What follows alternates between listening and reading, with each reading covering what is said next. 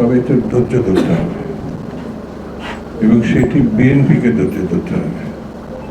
বিএনপির মধ্যে ছোট বড় অনেক নির্যাতন তারা ভোগ করেছে।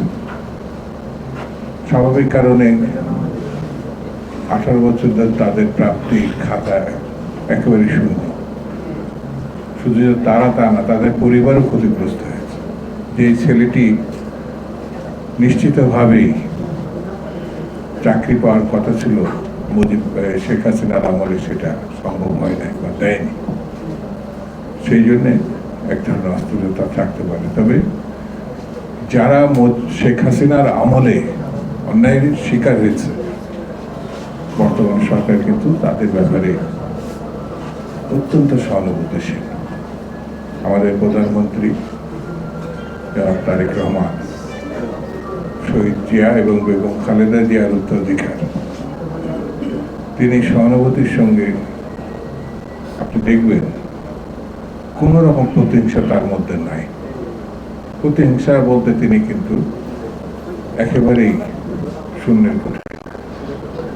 অথচ এই পরিবার যে প্রতিহিংসার শিকার হয়েছে, জনাব তারেক রহমান, বেগম খালেদা জিয়া, এই দুইজনের উপরে আজ জনাব শহীদ জিয়া রহমানের হত্যাই করা হয়েছে।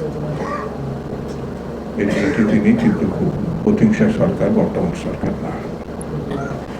90-এর গণঅভ্যুত্থান পর দেশনেত্রী বেগম খালেদা জিয়া প্রধানমন্ত্রী হয়েছিল। দেশবাসী তাকে প্রধানমন্ত্রী আসনে বসিয়েছিলেন।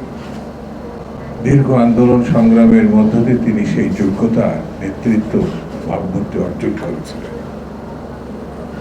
আর 18 বছরের আন্দোলন সংগ্রামের মধ্য দিয়ে গণঅভ্যুত্থানের পরে জনাব তারেক রহমান প্রধানমন্ত্রিত্ব আসনে বসেছে।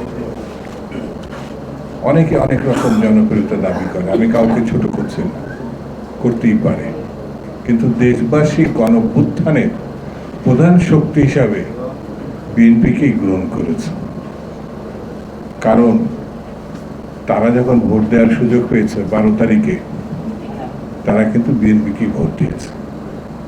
কেন ভোট দিয়েছে? এই বিএনপি সুদীর্ঘ কাল দেশনেত্রী বেগম খালেদা জিয়া এবং সমাপ্তির রেখা আন্দোলন টেনেছেন তিনি জনাব তারেক রহমান।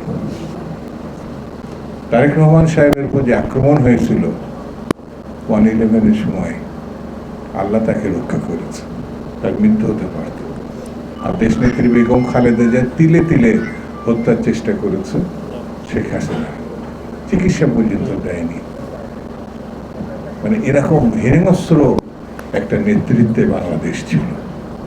সেই জন্য আমরা এই হিংস্র বাংলাদেশটাকে গণতান্ত্রিক বাংলাদেশে রূপান্তর করতে চাই।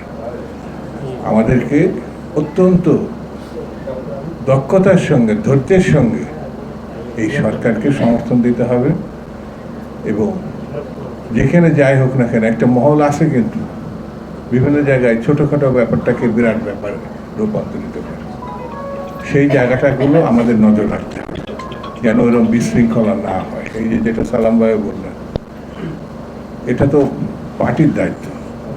আমাদের নেতা জনাব মির্জা আব্বাস এখন চিকিৎসার উদ্দেশ্যে তিনি দেশের বাইরে।